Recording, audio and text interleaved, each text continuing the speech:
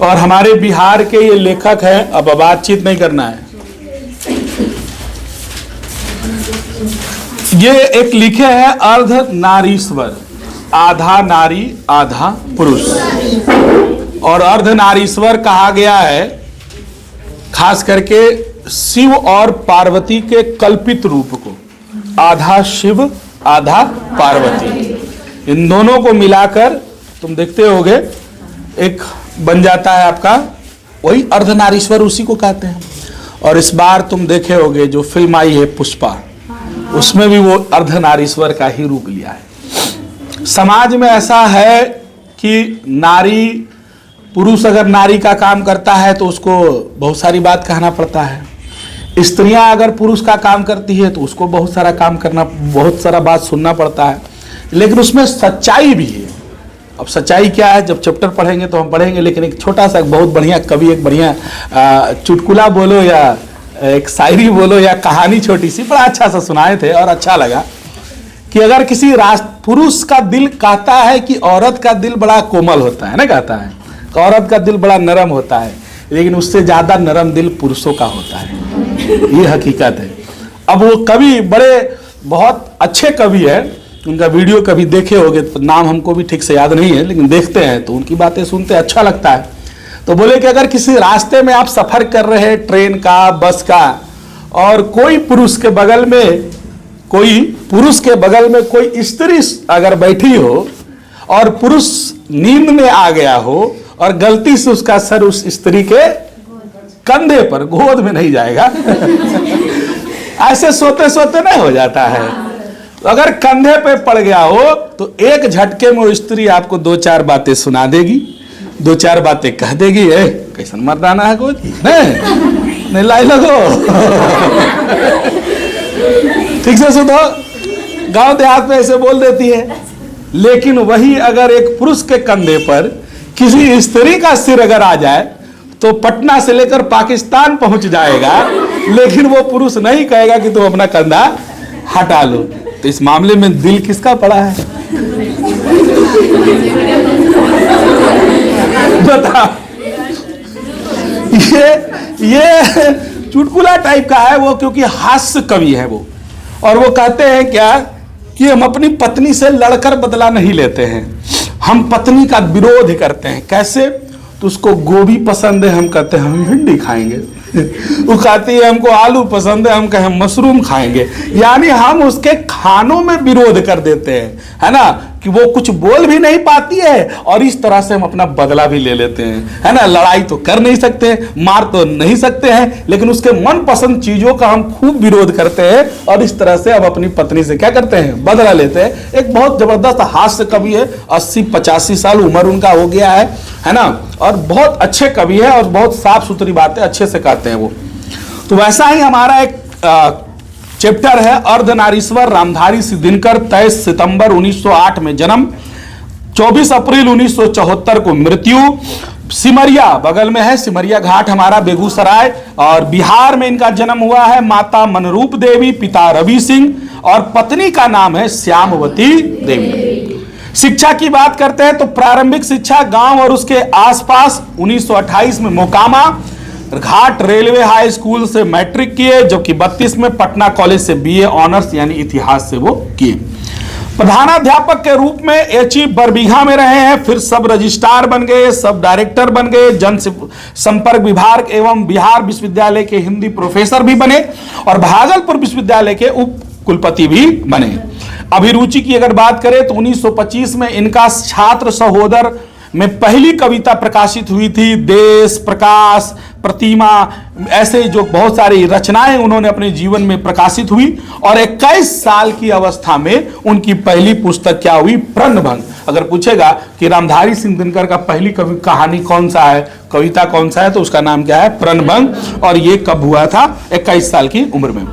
हालांकि प्रणभंग जब छपा था उस साल था 1929, रेणुका 1935, हुंकार 1938, रसवंती 1940, कुरुक्षेत्र 1946, रश्मि रथी 1952, नील कुसुम 1954 और इनका सबसे फेमस जो हुआ था उर्वशी। देखो, हर व्यक्ति अपने पूरे जीवन काल में एक दौर आता है जो पिक पॉइंट पर चढ़ता है और उसकी रोटी वो जीवन भर खाता है। हम पहले भी शायद कभी बोले होंगे, जैसे कोई हीरो है, उसका एक दो फिल्म जबरदस्त हिट हो जाता है, पूरा चारों तरफ क्या हो गया, वायरल हो गया, वो नहीं हो गया, उसके बाद उसका दाल रोटी चल रहा है। अमिताभ बच्चन आज तक अपने पूरे जीवन काल में सैकड़ों नहीं बल्कि 200-300 फिल्में किया होगा, क्या नहीं किए होंगे। लेकिन अगर किसी फिल्म के बारे में उनको जाना जाता है तो एक फिल्म है पुराना जो कि शोले, गब्बर, ये इंटरनेशनल हिट है। न कितने आदमी थे रे, न ये आज के दौर में भी हिट है। कितना साल हो गया उस फिल्म का, रमेश सिप्पी उसके डायरेक्टर थे, और इतना साल हो जाने के बाद भी उसके डायलॉग आज भी हिट है और आज भी वो फिल्म देखोगे तो बड़ा अच्छा लगता है। तो अपने जीवन काल में उसने एक फिल्म किए थे जंजीर। जंजीर एक ऐसी फिल्म थी कि उससे पहले उन्होंने कई फिल्में की। अमिताभ बच्चन जब इंडस्ट्री में आए तो बोला 7 फीट का आदमी है, 6.5 फीट का आदमी है, हीरो बनेगा। और लड़कियों का हाइट तो ऑलरेडी पहले से कम होता है, एक सिस्टम है, लड़कियों की हाइट आपको बहुत देखने को नहीं मिलेगी, जो 5-3 रेयर मिलेगी, 5-4 और रेयर हो गया बड़ी मुश्किल से। लड़कियों का हाइट जो होता है मैक्सिमम 5.1, 5.2 लास्ट 90% लड़कियों का हाइट यही समाप्त। और आदमी कितना का है, 6.5 फीट का। अमिताभ बच्चन 6 फीट 2 इंची कितना है। अब उनके सामने हीरोइन हो जाती थी तो कहते हैं इतना लंबा हीरो है, हमने काम करेंगे हीरो के साथ, कौन काम करेगा इसका हीरो के साथ, समझ रहे हो, मैंने विरोध करती थी। और पहली फिल्म की हिट फिल्म थी जंजीर, और जंजीर हिट फिल्म जब दिए तो लगातार 52 हिट फिल्म दिए। वो जितनी फिल्में आई सब सुपरहिट सुपरहिट सुपरहिट। उसके बाद सब हीरोइन कहने लगी नहीं हम भी अमिताभ बच्चन के साथ का। आज किसका शौक नहीं है इंडस्ट्री में कि वो अमिताभ बच्चन, शाहरुख खान, ऋतिक रोशन या सलमान खान के साथ काम करे, जो बड़ा पुराना हीरो है, क्योंकि उसके साथ काम करना मतलब आपका लेवल क्या हो जाना, बड़ा हो जाना है ना। तो जीवन में एक दो ऐसा काम आप कर देते हैं जिससे कि आपका नाम काफी खिल जाता है, फिर बाकी उतार चढ़ाव आते। एक समय था लॉकडाउन, जिस समय खान सर का खूब नाम हुआ, आज भी खान सर का नाम में कोई कमी नहीं है, लेकिन लॉकडाउन में उनका खूब वायरल हुआ। आज तक उनका चल रहा है कि नहीं दाल रोटी, कोई दिक्कत है उनको, कोई दिक्कत नहीं है। वैसे ही इन्होंने एक जीवन में बहुत अच्छी कहानी लिखी जिसका नाम था उर्वशी, इंटरनेशनली हिट हुआ, इसके लिए प्राइज उराइज भी इनको मिला बहुत सारे। दिनकर की डायरी भी एगो है, संस्कृत के 4 अध्याय ये इन्हीं का लिखा हुआ है। साहित्य अकादमी और उर्वशी पर इनको भारतीय ज्ञानपीठ पुरस्कार भी मिला। ये राज्यसभा से सांसद भी रहे हैं। राज्यसभा 2 सभा होता है ना, राज्यसभा डायरेक्ट चुना के चल जाता है, उसके लिए कोई वोटिंग वोटिंग। राज्यसभा के सांसद बनने के लिए, जैसे हमारे जो विवेक ठाकुर अभी वर्तमान में सांसद हैं, इससे पहले वो राज्यसभा से सांसद होते हैं। राज्यसभा के सांसद उसको कहते हैं जो पिछले दरवाजे से जाता है। उसको अगर सांसद किसी को बनाना है और बहुत ज्यादा दिमाग नहीं लगाना है तो सांसद बनाने का एक तरीका है, उसको कहते हैं चोर दरवाजा। चोर दरवाजे से उसको घुसा दीजिए, वो बन गया सांसद। जैसे हमारा पार्टी है, हम अभी मोदी जी जीते हुए हैं, है ना, मोदी जी के पास इतने लोग हैं, ठीक है। अब इनको पावर है कि 4 से 5 व्यक्ति को, 6 व्यक्ति को या 8 व्यक्ति को वो राज्यसभा के थ्रू सांसद बना सकते हैं, बशर्ते जितने सांसद है वो उनके पक्ष में वोट दे दें। तो अपन आदमिया नाम नॉमिनेट किए 6 आदमी के, वो है तुम लोग सब इसको वोट दे दो, सांसद में पारित हो गया, वही राज्यसभा सांसद बन गया, चल गया, कोई मेहनत लगा।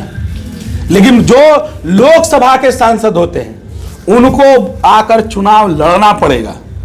उनका नाम भी ज्यादा होता है, उनके पास फंड भी ज्यादा होते हैं, उनके पास पावर भी ज्यादा होते हैं जो लोकसभा के सांसद होते हैं। और ये सांसद थे किसके, राज्यसभा के, यानी ये चुनाव उनाव लड़े। कोई पूछ देगा सांसद थे, हम आपको सुना दिया, वो कहेंगे क्या रामधारी सिंह दिनकर चुनाव लड़े थे, तो आपको लगे अरे तो सांसद थे तो पक्का चुनाव लड़े होंगे, तो मार दोगे क्या है। लेकिन ये चुनाव लड़े नहीं थे, चोर दरवाजा से गए थे, लेकिन कवि अच्छे थे। अब आइए अर्धनारीश्वर कहानी की शुरुआत। अर्धनारीश्वर शंकर और पार्वती का कल्पित रूप है। आधा स्त्री किसका? पार्वती का, और आधा किसका है? हाँ, जिसका आधा अंग पुरुष का और आधा अंग नारी का होता है। एक ही मूर्ति की दो आंखें, एक में रस, पार्वती में क्या दिखेगा? रस, और दूसरा में रौद्र विकराल रूप दिखता है, क्योंकि शिव क्या है? तांडव का धारी है। शिव क्या है? वो तो मृत्यु को देने वाले हैं। शिव को विघ्नहर्ता का, उसको क्या कहते हैं? महाकाल तो बोलबे करते हैं, उनको कहते हैं मृत्यु को देने वाले। जैसे 3 नाम है, ब्रह्मा, विष्णु और महेश। ब्रह्मा का काम है जन्म देना, सृष्टि में नामकरण करना, जन्म देना, ये ब्रह्मा के पास होता है। कब कौन मरेगा, कब कौन जिएगा, ये ब्रह्मा के पास होता है, जैसा हिंदू धर्म ग्रंथ कहता है। उनके पास एक पोथी पत्रा रहता है, लिखते रहते हैं, देखिएगा कभी सीरियल अगर देखे होंगे तो। और ब्रह्मा के 4 सिर है, इधरो इधरो इधरो। और विष्णु दूसरे हमारे भगवान है। विष्णु का काम है इस पूरे संसार का लालन पोषण करना, वो सबको देखते हैं, उनके दुख को हरते हैं। और ये महाकाल जो इसको कहा गया महेश, इनका काम है, बउआ आपका टाइम पूरा हो गया, चलो लेकर चलते हैं, है ना। तो ये है ब्रह्मा, विष्णु, महेश। एक ही मूर्ति की 2 भुजाएं, एक में त्रिशूल और दूसरी में चूड़ियां, उंगलियां जिस पर लाल रंग से रंगा हुआ हो, और एक ही मूर्ति के 2 पांव, एक साड़ी से है भरा हुआ और दूसरा है बाघ के अगंबर से। क्योंकि आप देखते होंगे कि बाघ का छाल पहनाया जाता है शिव जी को, ना, तो बाघ वही हो गया, वाघंबर से है ढका हुआ। और एक दोहा टाइप का है, आगे बढ़ते हैं। स्पष्ट ही यह कल्पना शिव और पार्वती शक्ति के बीच संपूर्ण समन्वय दिखाने के लिए निकाली गई होगी, किंतु इसकी सारी व्याप्तियां वहां तक नहीं रुकती। अर्धनारीश्वर की कल्पना में कुछ इस बात का भी संकेत है कि नर नारी पूर्ण रूप से समान है, उनमें एक के गुण दूसरे के दोष नहीं हो सकते। अर्थात नरों में नारियों के गुण आ जाए तो उनसे मर्यादाहीन नहीं होती, बल्कि उनकी पूर्णता में और ज्यादा क्या होती है? वृद्धि होती है। ये बोला है कि आधा नर और आधा नारी दिखाने का एक ही मकसद है कि समाज में ये मैसेज जाए कि पुरुष और जो महिला है ये दोनों क्या है? बराबर है। आजकल की स्त्रियां हक मांगती है कि हम बराबर हैं, नहीं क्या कि हम कम हैं क्या लड़का से, सब कुछ बराबर चाहिए। लेकिन आपकी मां स्त्री का अगर कोई सबसे बड़ा दुश्मन है तो वो स्त्री ही है। स्त्री अपने से ही परेशान है, उसका पुरुष नहीं दुश्मन है। आपके पापा जितना आपको प्रेम कर देते हैं, आपकी गलतियों को माफ कर देते हैं, मां उतना माफ नहीं करेंगी। क्या मां जो होती है वो समाज को देख कर चलती है, बेटी नहीं तरह रखेगी। कहने का मतलब है बेटी जाती घी मत खो मोटा जी में, ऐसा होता है ना, होता है। समाज में स्त्री का अगर कोई रियल में कोई दुश्मन है तो स्त्री ही है। अगर आपके घर में शादी हो रहा है और आपकी, भगवान ना करे किसी के, लेकिन होता ही है समाज में ऐसा कि कोई चाची है, किसी की भाभी है, किसी के कोई है, कोई विधवा महिला होती है जिसको मसूमात कहते हैं, समाज में नहीं कहते हैं। अगर वो कोई विधि विधान में शामिल होती है तो हमारी दादी जो बुढ़ियन है तो कायल कराओ जी, तो मसूमात को नहीं छुआ तो छोड़ दो, शुभ काम में जरी शुभ काम में सब नहीं करना चाहिए। पुरुष नहीं बोलने जाता है, पुरुष नहीं टोकने जाता है। पुरुष कौन कर रहा है, विधि कैसे हो रहा है, उसको मतलब ही नहीं है। टोका टोकी का अगर काम है तो वह रोकती है, वह बोलती है। तो स्त्री का सबसे बड़ा अगर कोई दुश्मन है तो स्त्री है। इसलिए कहते हैं, इसलिए स्त्रियां जो होती है आपस में, एक स्त्री दूसरे स्त्री से बहुत ज्यादा जलती है। जलनखोर कहा गया स्त्रियों को, ये मेरा लाइन है। लेकिन देखो प्रेमचंद ने कहा, प्रेमचंद ने कहा स्त्रियां जादूगरनी होती है। किसी ने कहा, प्रेमचंद एक और कवि थे, उन्होंने कहा जादूगरनी नहीं, ये अहेरिन भी होती है, सपेरिन भी होती है, नागिन होती है स्त्रियां। हम ना बोल रहे भाई, किताब बोल रहा है। मैंने एक बात होगी, हम पढ़ के सुनाएंगे, देखो नहीं लिखा रहेगा तब ने। हमने क्या बोले हैं? जलनखोर, ये शब्द नहीं है तो पहले बोल दिए शब्द मेरा है। लेकिन अहेरिन, नागिन, जादूगरनी ये शब्द मेरे नहीं है, किताब के हैं। और नहीं कहता है 1 नंबर नागिन हो, गरम कहता है, नहीं कहता वो तो शब्द तो शुरू से मिले हुए स्त्री को, अभी नया थोड़ी मिला। सही बात है, कोई कोई नागिन नहीं रहा वो करती है, बोलेगी वो। इसने एगो नागिन सीरियल आता है, देखने से भी नागिने लगती है नहीं, उसको शकल भी वैसा बना दिया कि नागिने देखे लगती है, ऐसा है।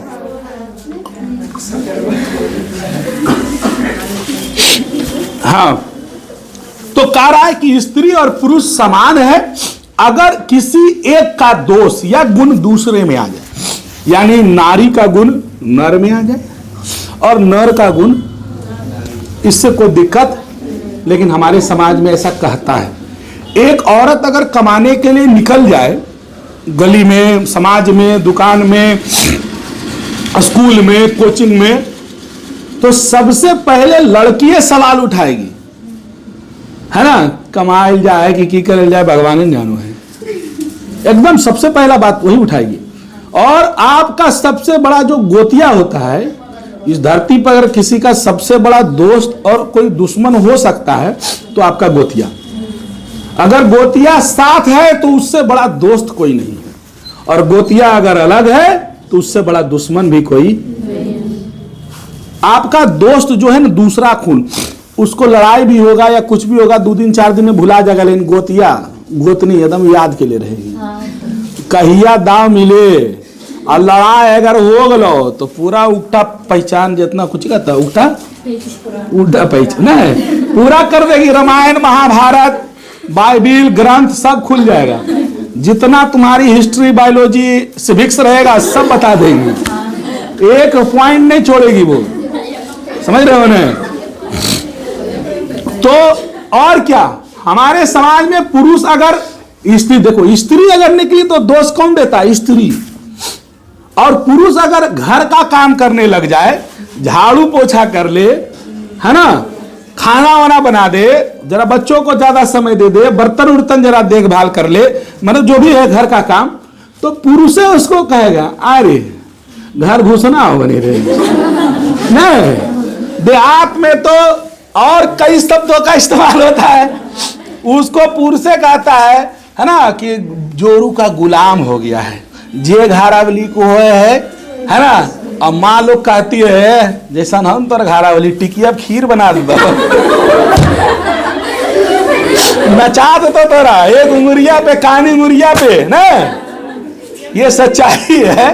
तो पुरुष का दुश्मन पुरुष, स्त्री का दुश्मन कोई बाहरी दुश्मन नहीं है, हम लोग खुद ही अपने आप में दुश्मन एक दूसरे के बने हुए हैं।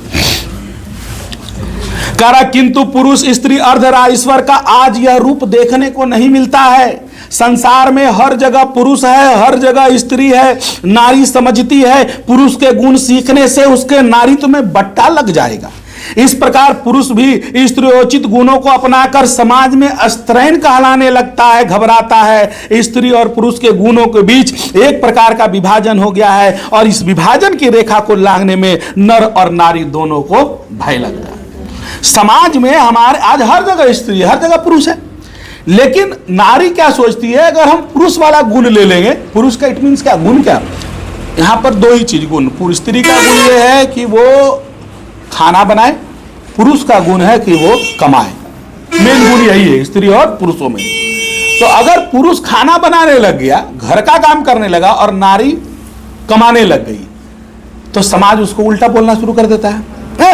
और वही कार्य नारी को भी लगता है कि अगर हम पुरुषों का काम करने लगेंगे तो हमारे जो नारीत्व है, नारी वाला जो गुण है, नारीत्व हमको जो इतना सम्मान मिलता है, इसमें बट्टा लग जाएगा। बट्टा समझते हो, मैथ का बट्टा है, मतलब उसमें घाटा लग जाएगा। बट्टा का मतलब एक प्रकार का छूट होता है ना, कहता है इतना सामान पे इतना बट्टा है, इतना प्रतिशत क्या है, छूट है। बट्टा नहीं पड़े 8वां में है ना बट्टा जी, तो बोलता है ये ना कोई सवाल दियो बट्टा वाला, नहीं सर 8वां में ही बट्टा पड़ना है।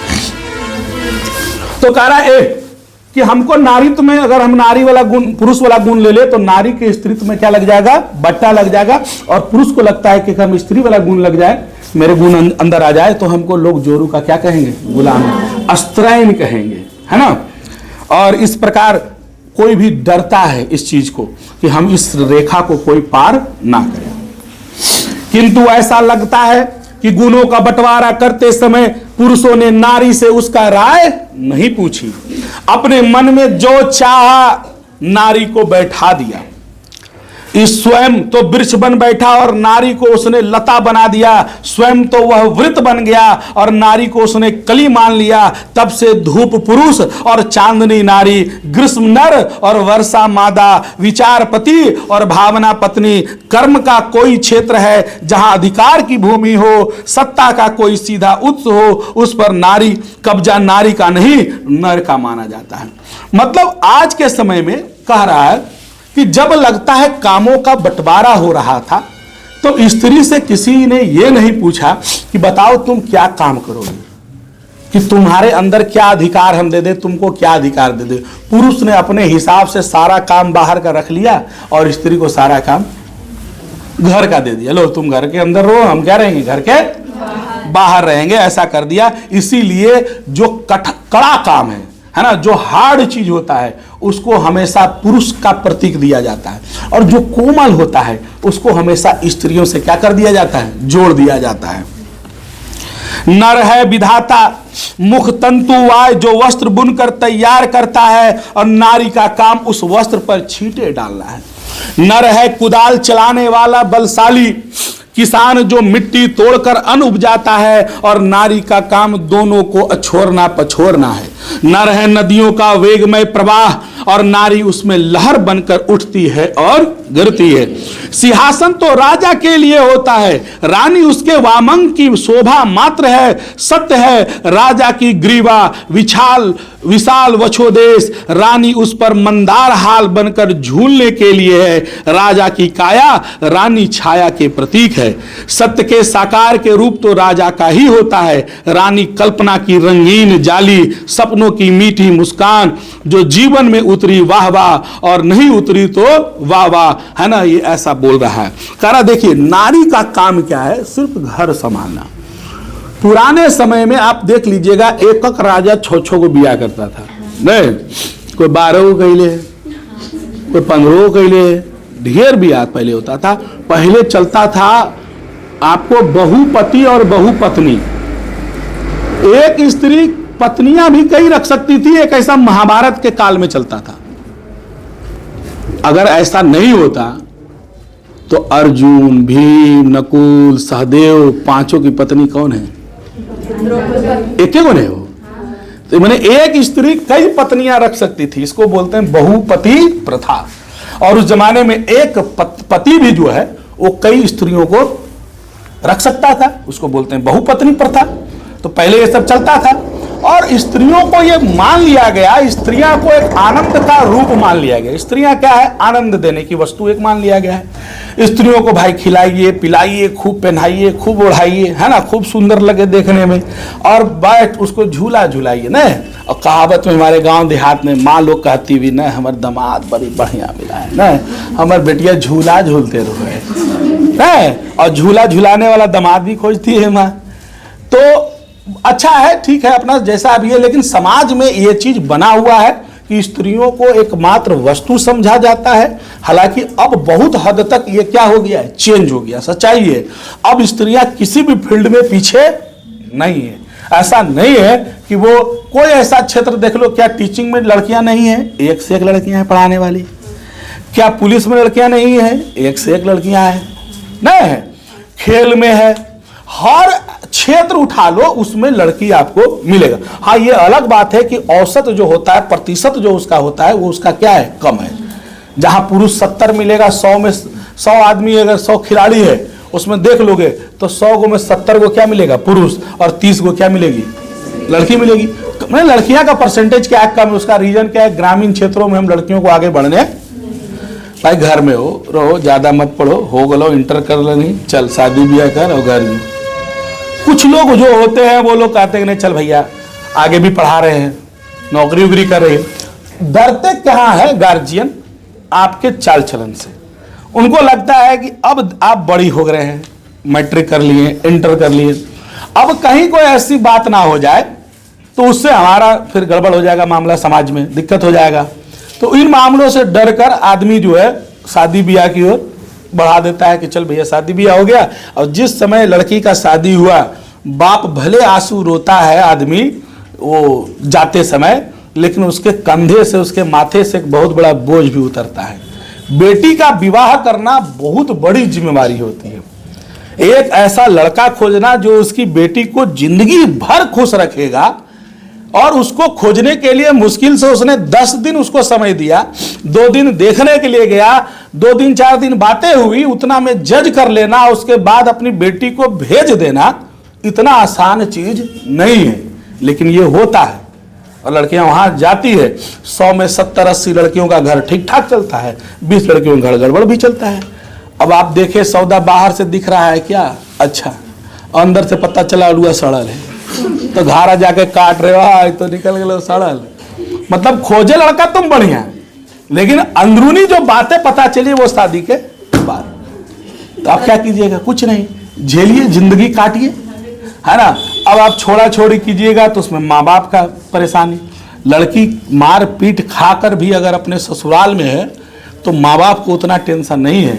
अगर कोई लड़की लड़ झगड़ करके वापस मायके आकर माँ के बाप के पास बैठ जाती है तो बहुत बड़ा टेंशन है। वो रोज माँ बाप एक टाइम रोते हैं उस बेटी को देखकर कि क्या किस्मत था मेरा, क्या ये दुख का दिन आ गया। बहुत बड़ा बात है।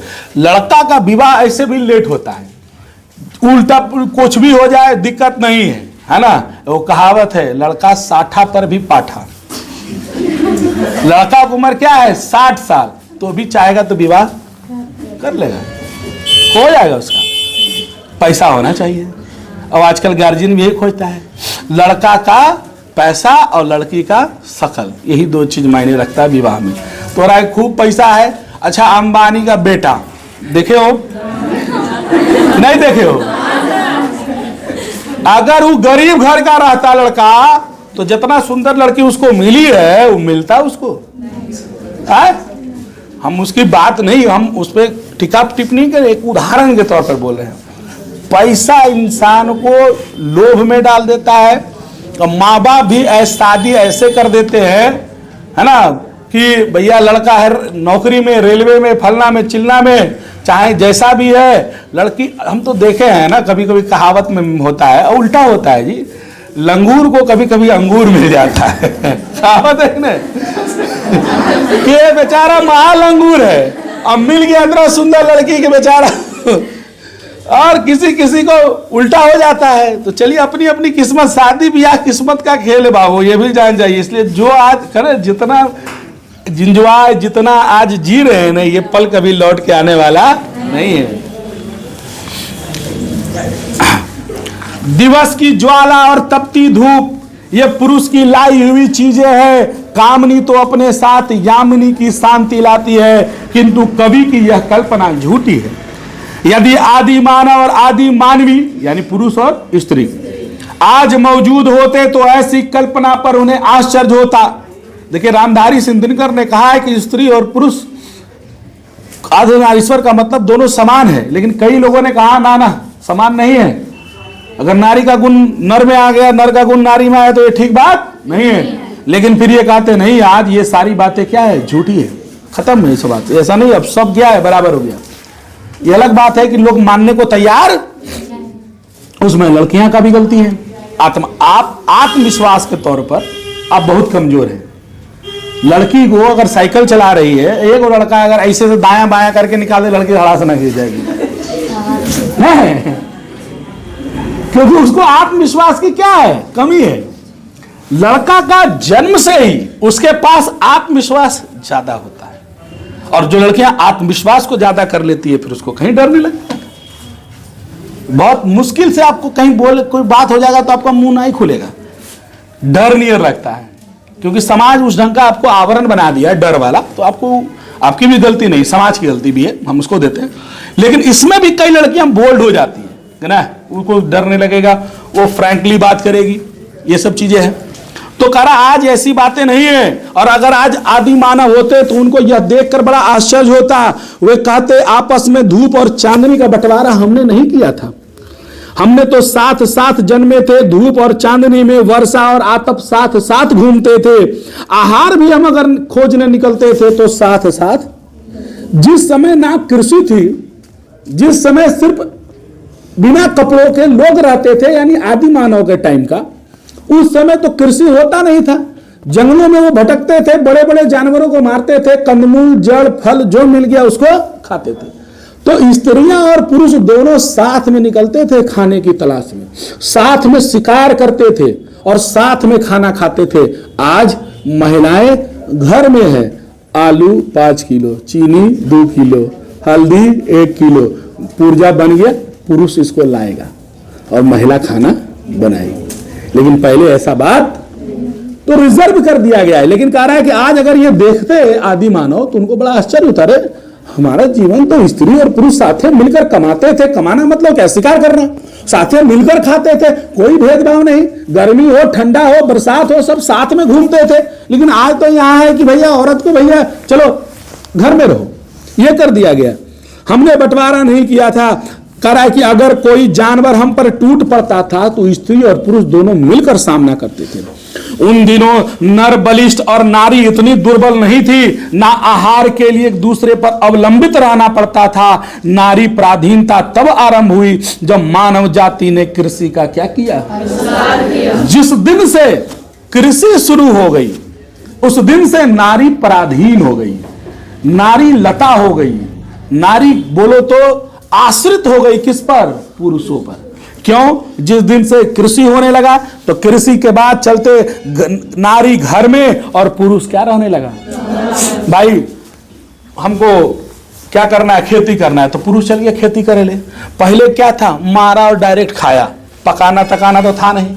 आग का आविष्कार हुआ तो मार के लाया, भूंजा भूंजी करना है हो रहा, और हल्दी गुंडी पाउडर रखना है घर में, और लाया गया हम झोंका जैसन हुआ खा लिया। अब क्या हुआ? टेस्टी खाना है ना। तो जैसे ही कृषि युग की शुरुआत हुई वैसे ही क्या हुआ? पुरुष बोला भैया हम जा रहे खेती करते हैं, आम लाएंगे, अमरूद लाएंगे, गेहूं लाएंगे, चावल लाएंगे, दाल लाएंगे, सब लेकर आया घर और मसाला वसाला सब दे दिया। और घर में स्त्री क्या कर रही है? बना रही है। और वहीं से शुरुआत हुआ। स्त्रियां जो घर में उस समय कैद हुई, और आज भी स्त्रियां घर में ही क्या है। लेकिन आदि मानव के समय स्त्रियां घर में कैद नहीं थी, वो साथ में घूमती थी, साथ में जाती थी, है ना।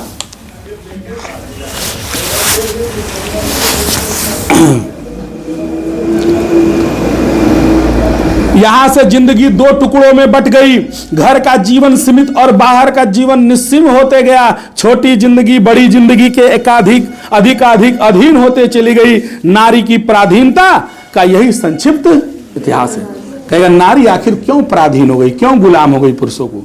तो कृषि युग की शुरुआत हुई और नारी क्या हो गई? पराधीन हो गई, है ना। नर और मादा पशुओं में भी और पक्षियों में भी, किंतु पशुओं और पक्षियों में अपनी मादाओं पर आर्थिक प्रवस्था नहीं ला दी। मनुष्य की मादा पर यह पराधीनता अपने आप लद गई। इस पराधीनता ने नर नारी को असहज दृष्टि छीन ली, जिससे नर पक्षी अपनी मादा या मादा अपने नर को देखती है। कृषि का विकास सभ्यता का पहला सोपान था, परंतु इस पहली सीढ़ी पर ही मनुष्य से उसने क्या कर ली? भारी कीमत वसूल ली। आज प्रत्येक पुरुष अपनी पत्नी को फूलों सा आनंद भार समझता है। स्त्री क्या है? कुछ नहीं, है ना, ऐसे समझता है।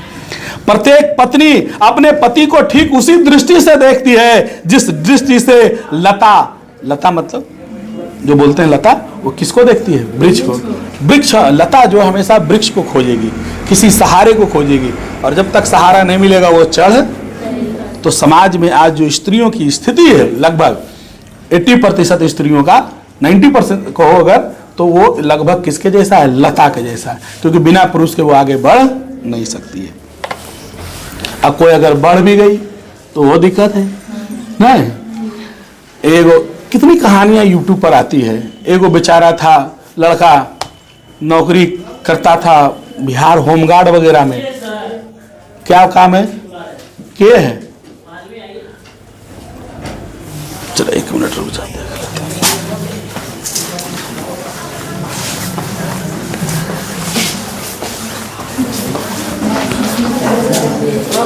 बोलिए। यहाँ से नहीं होगा सर, कौआ को यहाँ से नहीं हो पॉसिबल।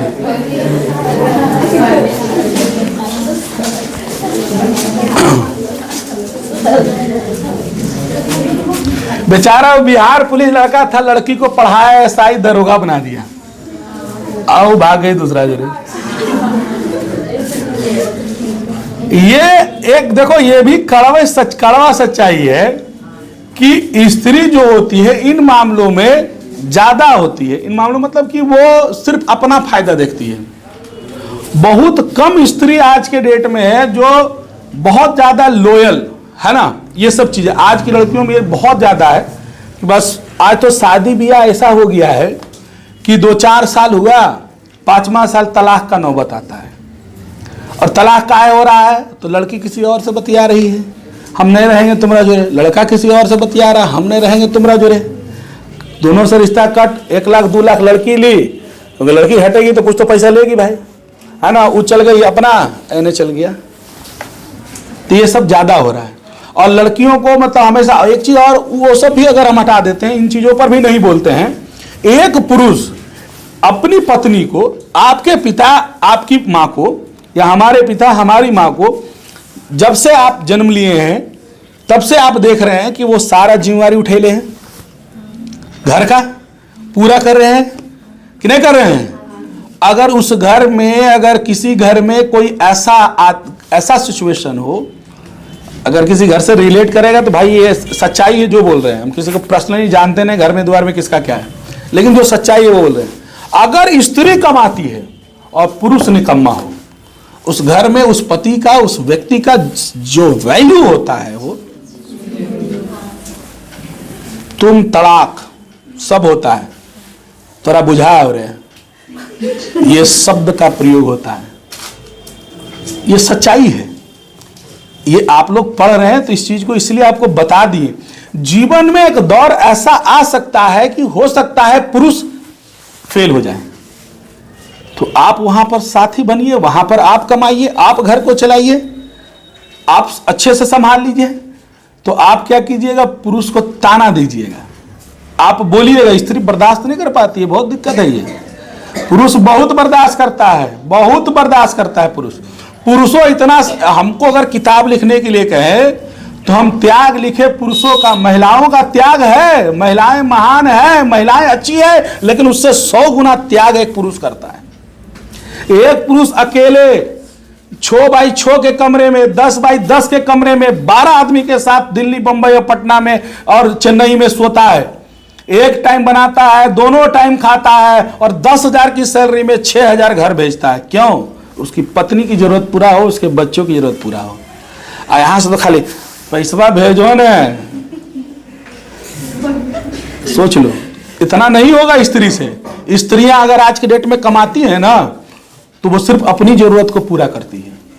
उसको अपना कपड़ा खरीद लेना है, अपना मोबाइल खरीद लेना है, अपना मायके के नाम पर दे देगी पैसा। लो मैया आप मांग लो जरा सा, आप कमाते कि नहीं कमाते, हम अपना पैसा कहा दें। और इस तरीके ये बहुत, तुम लोग कहोगे प्रेम सर लड़की का मैंने विरोध में बोल रहे हैं, लेकिन यही सच्चाई है। लड़की जो कमाती है वो पैसा देना नहीं चाहती है। 100 गो में का को दे दो तो अलग बात हो, नहीं तो पैसा दे नहीं सको हो अगर वो कमा ली तो। इस मामले में पुरुष लोग बहुत अच्छे हैं। पुरुष जितना त्याग करते हैं उतना स्त्रियां त्याग नहीं करती। स्त्रियों का त्याग भी 100% है, तो पुरुषों का त्याग 200% है। समझिए ना, ये सब चीज जो कमी है औरतों में, उसको सुधारना चाहिए, जलना नहीं चाहिए, है ना। हम ऐसा बहुत सारे लोगों को देखें जिसके घर में, हमारे अगल बगल जो है, जिसके घर में स्त्री कमा रही है और पुरुष बैठा हुआ है। हम तो ऐसा ऐसा देखे कि गाड़ी ऐसा देती है कोई कोई औरत, हम बोले वाह। हम तो कहते हैं कि भैया हमरा नहीं आदमी रहो तो 4 लाठी 4 पराठी मारियो गुस्सा में। अरे ठीक है तुम कमा रही तो क्या गरियाओगी हमको, मारे 4 पराठी सोझे हो जाए। और कहावत भी है, देखो समझाते हैं सही बात। कहा बुढ़वन जो कहा है गलत नहीं कहा है, जर और जोरू जोर के न तो केकरो और के। जमीन और जोरू पर थोड़ा ताकत दिखाना पड़ता है। आप फिल्मों में देखते होंगे, माँ एक बाप जो है बहुत सीधा साधा है, अपनी बेटी का घर तोड़वा दिए और खुश है वो, है ना। लेकिन बाप अंतिम में जब एक चमेटा मार देगा अपनी पत्नी को, तो औरत वो ठंडा हो जाएगी। आया ना जोर वाली बात। अगर जोर ना दिखाएंगे ना तो औरत बस में नहीं रहेगी, यो सच्चाई है। इसलिए कहावत जर जोरू जोर के नहीं तो क्या करो, ये सब याद रख लो, ये सब हम ही सुना सकते हैं, इसलिए फीस बढ़ा दे नहीं बढ़ावे। कितना बड़ा बड़ा बात तुम लोगों को सिखा रहे हैं। हिंदी तो पढ़ लोगे 1 लाख जगह, यूट्यूब पे भी खोज लोगे, लेकिन ये शब्द नहीं मिलेंगे तुमको, ये गारंटेड है मेरा। और प्रखंड में तो खैर कोई मैचे नहीं रहे, यहाँ तो खैर इग्नोर करके चलते हैं, क्योंकि उसका देखो रीजन क्या है, हम क्यों बता पाते हैं। ऐसा नहीं कि हम बहुत जानकार नहीं, हम दिन भर लोगों के साथ बिताते हैं। आज भी आप भी देख रहे होंगे, जो नए हो पुराने हो, मेरे पास पर डे अभी मोबाइल बंद किए हैं, खोलेंगे तो कम से कम 10+ कॉल मिस कॉल रहेगा। दिन भर में 200-250 कॉल रिसीव करना, दिन भर में 100-50 आदमी से मिलना, औरतों से संबंध मेरा, पुरुषों संबंध, जितना अगल बगल है मेरा सबसे गुडविल रहता है। तो हम पूछते भी हैं, खोद खोद के जरा पूछते हैं, है ना, गौर करते हैं उन चीजों पे। क्यों? क्योंकि उससे रिलेट अगर बातें हो तो हम आपको समझा सके। हम पढ़ाते हैं इसी, हम क्यों अगर कहानी याद रखें, वो कितना कविता सुने होंगे, लेकिन पता है हम जब वो वीडियो सुने, वो बूढ़ा बाबा वाला, क्या कवि वाला, तो हम उसको याद रखने के लिए हम किसी ऐसे नंबर पर शेयर, जैसे वाईफाई नंबर है या किसी नंबर पर शेयर कर दे, और कि कभी अगर उसका नंबर खोले तो वो हम बार बार वीडियो उसको देख सके। क्योंकि एक बार अगर स्लाइड कर देंगे वो तो बढ़ गया, खत्म हो गया, अब वो देख पाएंगे, मिलेगा नहीं मिलेगा गारंटी है। लेकिन अगर किसी के नंबर पर शेयर कर दें जिससे हमारा बराबर बात हो, तो हम उसको खोल के क्या कर सकते हैं, जब भी अगर उसको मैसेज करेंगे जरूरत पड़ेगा तो हम देख लेंगे, है ना। अब देख लेंगे तो हमको याद रहेगा, तो आपको हम चीजें बता देंगे। तो वो चीजें ध्यान में रखना पड़ता है, तब आपको हम बता पाते हैं। तो स्त्री जो है आज क्या है, लता है, और पुरुष क्या है, वृक्ष है ना आज के जमाने में।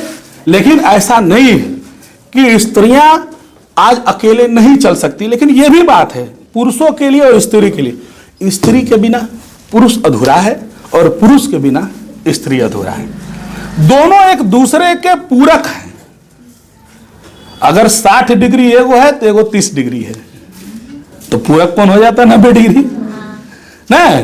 तो एक दूसरे के पूरक दोनों है, और दोनों के बिना जिंदगी जो है बेकार ही है। हालांकि साधु वाला जिंदगी जिएगा तो वो अलग मैटर कर रहा है, लेकिन समाज में आप शादी ना करें, समाज में आप बिना शादी के एक स्त्री रह जाए, अब स्त्री का स्त्री तो 20 से 25 साल की होती है तो बात उठे लगता है नहीं, फलाना बेटी सदिया कायन हो ले करो, होली सदिया सेठ हो, पहले चर्चा चलेगा, है ना। गांव के लोग जो होते हैं वो बेटी के बाप को, बेटी के माँ को ये बता देते हैं कि आपकी बेटी बड़ी हो गई है, आपकी बेटी शादी करने लायक है। माँ बाप को ये एहसास नहीं होता है, माँ बाप को एहसास समाज वाले करवाते हैं। बैठो, अभी बैठल को जखनी मन होगा उठ पुट के चला, समझिए। एक समाज हमारा दिलाता है। हमारी बहन की शादी में लेट हुआ मान लीजिए 1-2 साल, तो जहां बैठते थे, हेलो बहनी की सदिया सेठ, कोई चाची लगती थी, हेलो बहनी की सदिया से, तेरी के यार सदिया हमारे बहनी करना, तू काहे टेंशन में भाई, ऐसी भटिया दिए कि नूकरा कि लड़का उड़का ढूंढेंगे, ठीक ठाक रहेगा तब न करेंगे, है ना। और इस प्रेशर में जब लोग हमको बोलते थे, कभी मेरी अगर माँ से मिलने का मौका मिलेगा, अगर मिलिएगा, तो हम दोनों बहन की शादी में सबसे ज्यादा अगर कोई लड़ाई किया तो घर में हम किए। पापा से लड़ जाते थे तो कुछ ही करो बैठल जी, न खोजल जाओ को नहीं जाल जाता, घर में कुछ करते सुतल। 10 बात माँ को, 10 बात पापा को काहे, तो बाजार में सबसे ज्यादा हम रहते थे, तो लोग हमसे ज्यादा बोलते थे। और ये बड़ी खलता है अंदर से, कोई अगर इस बात को बोलता है। हमारी शादी के लिए बोलता था तो हम कहते दूध करेंगे न, क्या दिक्कत नहीं, ये करेंगे, पुरुष का कोई टेंशन नहीं है ना, होगा कोई दिक्कत नहीं, ऐसे ही रहेंगे, सलमान खान नहीं किया हम रह जाएंगे इसी, क्या तो हमको कोई टेंशन। लेकिन बहन का जहां बात आता है वहां थोड़ा सा तकलीफ लग जाता था, और पापा से लड़ जाते थे, है ना। हुआ क्या, हम अपनी बहन की कहानी बता रहे हैं। 2012 में मेरी बड़ी बहन की शादी हुई, और 26 जनवरी का दिन था जिस दिन देखा देखी हो रहा था। हम लोग थे टाटा में, और उस टाइम हम कोचिंग नहीं खोले थे। 2012 शायद 2011 सॉरी 11 में 26 जनवरी का या कुछ ऐसी था, देखा देखी था। तो हमारा वाइन शॉप था फतेहपुर में, हम वहाँ रहते थे देख रेख के लिए, कुछ पैसा हमारे पास रहता था एनी टाइम। तो जब देख उख के फाइनल हो गया तो पापा क्या कहते थे कि अच्छा छेकाओं का फाइनल हो ही गया है तो छेकाओं का करेंगे हम कब, अब बाद में करेंगे, मतलब 10 दिन 15 दिन 1 महीना बाद करेंगे। बल आज है कि हम थे, छोटा भाई था और एक क्या बोलते हैं मेरी माँ थी और पापा थे, 4 लोग थे। और टाटा में एक रिलेशन हमारा थे, वही लोग बताए थे, तो वहीं जाके देखा देखी, लड़का जहाँ बुलाता है जाना पड़ता है थोड़ा, जब देख उख लिए वहीं पर सब कुछ हो गया, डन हो गया। तो पापा क्या कर रहे हैं, हम 10-15 दिन बाद अब छेकाओ का करेंगे, जबकि लड़का वाला का मन था कि ना अगर हो जाता आज है तो ठीक है, दिन उन बढ़िया था उस दिन। तो पापा बोले इतना जल्दी कैसे होगा, मेरी बेटी ने आई है, मेरा बड़ा बेटा ने आया है, हमारा कोई रिश्तेदार ने आया, कल रिश्तेदार गया चूल्हा भाड़ में। एक लाइन ऐसा ही बोले हम, आज के आज छेका कीजिए। वो पैसा कहाँ से आएगा, बोले कितना पैसा खर्च होगा, 50-40 हज़ार 50 हज़ार खर्चा होगा, कोई उस टाइम की बात है। और घर में ही करना था, तो बाहर सिर्फ खाना बनाना था, एक अंगूठी खरीदना था और पंडित जी आते ऐसे कर। हम बोले 17-18 हज़ार मेरे पास है और मेरी एक फुआ चकलदरपुर में रहती है, संगीता फुआ है ना, तो बगल से 1 घंटा का रास्ता, ट्रेन पकड़ी वो चलाए। हम बोले कुछ पैसा से ले ले, थोड़ा डाल दो बाद में दे दो। वो आई कुछ पैसा दी, बोले आज के आज कीजिए, कहा है हमारा प्रेशर खत्म हो जाए। छेका हो गया, सबको मिठाई पहुंचा दी, जे पहले बोले पहले ओकरे मिठाई पहुंचाए, ले खा ले, तोर छाती साफ लौट रहा, उसी को पहले खिला दिए हम, अब खिला दिए। अब क्या मेंटली बहुत ये जो होता है ना, ये फ्री हो जाता है। आप ही घर में अगर किसी बहन शादी में लेट हुआ होगा तो बड़ा अंदर से तकलीफ होता है, लगता है ना। दो छोटी बहन में भी वैसी हुआ, गया में फाइनल हुआ, वो लोग बोला आज ही हम लोग भी छेका कर देते ठीक है रहता, लड़का लोग सोचा भाई, तो फिर बोले है तू ने, फिर ये पापा के शादी में क्या लेट हो जाता है थोड़ा। देखा किसी किसी का किस्मत अच्छा रहता है कि एक ही बार में घर और बढ़िया मिल जाता है, वरना 100 दरवाजे खटखटाने पड़ते हैं, है ना। तो हम ना करना है तो करना है। फिर तुरंत हम, तब तक तो हम अच्छा खासा कमाने लगे थे, बोले लीजिए पैसा, हमको दिक्कत नहीं, हम देते हैं, कीजिए। हो गया तुरंत छेका होगा, साहब कह ले तो 1 साल बाद शादी करो, हमारा वो दिक्कत हो गया। शादी क्या हो गया, मतलब सेटिंग हो गया कि शादी हो जाना है, संबंध बन गए। अब जाइए शादी हो, हमको कोई दिक्कत नहीं है। बहुत बड़ा टेंशन है, तो इसीलिए कहते हैं गांव में जो है हम लोग का जो परिवार है, समाज है, और इसमें सिर्फ दोषी हम दूसरे को नहीं दे रहे, हमारी घर की महिलाएं भी दोषी है। अगर फलना घर में कुछ होगा नहीं तो हमारे घर की माँ भी, हम बोलते हैं क्लियर, हमारे घर की माँ चाची है जो भी है वो भी बोलना शुरू करते हैं। हम बोलते हैं कि देखो दूसरा पे हंसो मत, दूसरा पे बोलो मत, चू जी तो तोरो पे तो समझ में आ जी तो मेरी बात फिर सुनेगी तो कुछ चुपचाप रह जाएगी। इसलिए किसी के बारे में टीका टिप्पणी शब्द नहीं बोलिए। जीवन कहने का 60 बरस है, लेकिन इसमें ऐसा 60 दिन आएगा जो आपको हिला के रख देगा। 60 दिन जीवन का जो आपको हिला के रख देगा। तो बोलने से बचना चाहिए, किसी पर टीका टिप्पणी, खास करके लड़की उड़की का मैटर हो, शादी ब्याह का मैटर हो, किसी का पत्नी का मैटर हो, किसी का पति का मैटर हो, किसको जो जिसको मिल गया उसके लिए वही श्रीदेवी है, और ये मान लेना चाहिए। और लड़की को अगर कोई लड़का मिल गया तो लड़की को ये मान लेना चाहिए कि मेरा धर्मेंद्र, मेरा जितेंद्र यही है, वरना जीवन भर दुखी रहिएगा, जीवन भर दुखी रहिएगा। ये मूल मंत्र बता दे रहे हैं, है ना, क्योंकि जीवन कहता है हम आपके हिसाब से नहीं चलेंगे, हम चलाएंगे अपने हिसाब से। जो चलना था 20 साल चल लिए, यहां से बउआ गाड़ी हम चलाएंगे, पीछे बैठो। जीवन का ड्राइवर जीवन खुद है, ठीक है। इस पराधीनता के कारण अपनी अस्तित्व की अधिकारी नहीं रही, उसके सुख दुख, प्रतिष्ठा अप्रतिष्ठा, यहां तक कि जीवन और मरण पुरुष की मर्जी पर टिकने लगे। उसका सारा मूल्य इस बात पर जा ठहरा कि पुरुषों को उसकी कोई आवश्यकता है या नहीं। इसी से नारी की पद मर्यादा प्रवृत्ति मार्ग की विचार उठती है, निवृत्ति मार्ग के प्रचार से गिरती रही है। जो प्रवृत्ति मार्गी हुए उन्होंने नारी को गले लगाया, क्योंकि वो जीवन में आनंद चाहते थे। उन्होंने नारी, क्योंकि नारी आनंद की खान थी, लेकिन निवृत्ति मार्गी वे निकले जिन्होंने जीवन से नारी को अपने आप से अलग कर दिया, धकेल दिया, क्योंकि नारी उनके किसी काम की चीज नहीं थी। प्राचीन विश्व में मुक्ति की खोज मनुष्य जीवन की सबसे बड़ी साधना मानी जाने लगी। झुंड के झुंड विवाहित लोग संन्यास लेने लगे। अभागिनी पत्नियों के सिर पर जीवन वैधव्य का पहाड़ टूटने लगा। उनकी आंसुओं की कल्पना कीजिए, उन अभागिनों की आंखों से बहते होंगे जिनके पति परमार्थ लाभ के लिए उनका त्याग कर देते थे। जरा सा बेबसी को इस ध्यान में लाइए, इस अनुभूति से उठती होगी, आखिर जो संन्यास लेता है वो निष्ठुर है, कायर है, कठोर नहीं बल्कि पुण्यात्मा, साहसी और शायद सबसे बड़ा वीर है। हाय रे नारी जो इन परिस्थितियों से हार कर स्वेच्छाएं अपने आप को सचमुच पुण्य का बाधा और पाप की खान मारकर पछाड़ करके रह जाती है। एक समय ऐसा आया, बुद्ध का दौर। बुद्ध भगवान बहुत बचपन से ही, बुद्ध के बारे में आप जानिए, बुद्ध का बचपन से जो ऐसा था कि किसी भी चीज के प्रति बहुत मार्मिक हो जाते थे। तुरंत उनका दिल जो था बहुत नॉर्मल और बोलो कोमल बोलो, किसी भी चीज को देखकर रो जाते थे और मन में उनके क्यूरियोसिटी, जिज्ञासा बहुत ज्यादा होती थी। बचपन में ही उनका एक साधु आया था और राजा को बता दिया, जो बुद्ध के पिताजी थे, सिद्धार्थ के पिताजी, बोला देखिए आपका बेटा आज जाए कल जाए 10 साल 20 साल बाद जाए, ये राजा नहीं बनेगा। बोला क्यों नहीं बनेगा? ये सन्यासी बनेगा। ये बुद्ध भगवान के जो जो पुरोहित थे, जो राजा के अपने जो पंडित होते हैं, वो बता दिए थे। बोला क्यों? बोला कि ये अगर किसी भी चीज को मुरझाते देख ले, किसी व्यक्ति को मरते देख ले, ये अगर मौसम को बदलते देख लेगा जिस दिन, या कुछ ऐसा देख लेगा, उस दिन से ये आदमी घर छोड़ देगा। बोला कैसे हो जाएगा ये? बोला आपको बात याद रखना है तो रखिए, नहीं रखना है तो मत रखिए, आपकी मर्जी है। अब भाई एक बेटा है, राजा का बेटा, वारिस कौन बनेगा? राजा कल के डेट में कौन बनेगा? बड़ा उसको माने दिक्कत होने लगा राजा को।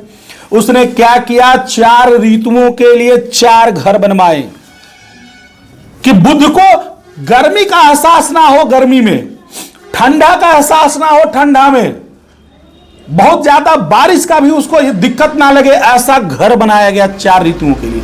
बुद्ध के जहां रहते थे, जिस आवास में वो रहते थे, जिस ऋतु में रहते थे, उसके अगल बगल की जो वृक्ष होती थी, एक भी मुरझाया फल, एक भी मुरझाया पत्ता दिखता नहीं था।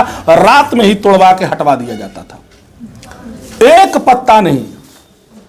क्यों? कि बुद्ध ने अगर देख लिया तो उसके मन में सवाल आ जाएगा।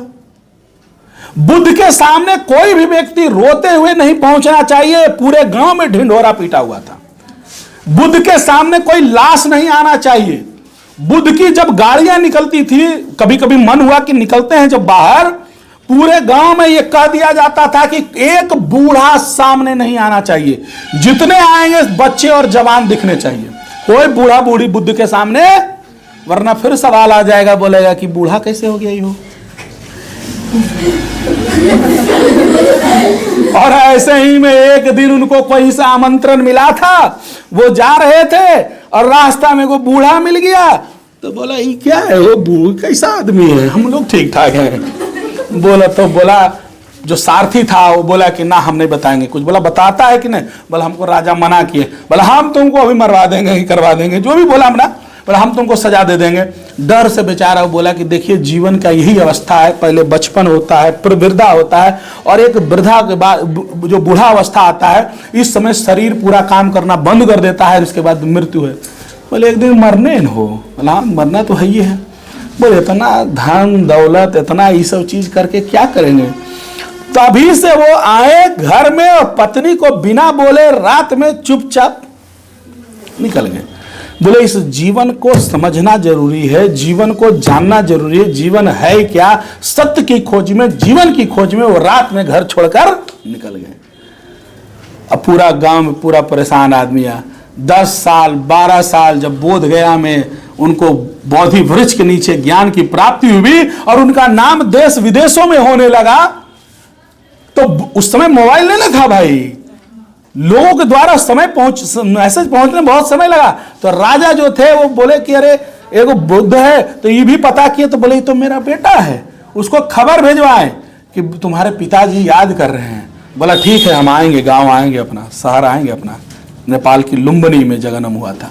आएंगे, जब आए तो गांव का जो धर्मशाला होता था उसमें ठहरे। राजा का बेटा धर्मशाला में ठहरेगा कि बोला हम आए जरूर हैं, आप हमारे पितृ जरूर हैं, लेकिन मैं जो आया हूं एक सन्यासी के रूप में आया हूं, एक योगी के रूप में आया हूं। मैं आपका बेटा बनकर, आपका बेटा है हम मानते हैं, लेकिन हम राजपुत्र बनकर नहीं आए हैं, इसलिए हम धर्मशाला में ठहरेंगे। भोरे आया, पत्नी से बोला कि जाओ, तुमको याद कर रही तुम्हारी पत्नी, गरियाएगी 10-20 गाड़ी की, बताओ, छोड़ छाड़ के हमको चल गया, है ना। और उसके बाद गया पत्नी के पास, तो पत्नी से कहता भिक्षाम देई, गारा वाली आज के गारा वाली मार सैंडल आउ दे, तो बताओ, कहता हमरे देविया, कहता भिक्षाम देई। पत्नी कुछ नहीं बोलती है, अब कहती है कि भिक्षाम देई, तुमको हम क्या भिक्षा दे, ले जाओ इसी को देते अपना बेटवा के, लाओ इसको हम क्या करेंगे रख के, बताओ, तुम है ये नहीं, हम कहां से लालन पोषण करेंगे। बोला दे दो, और ले चल गया, संत बना दिया।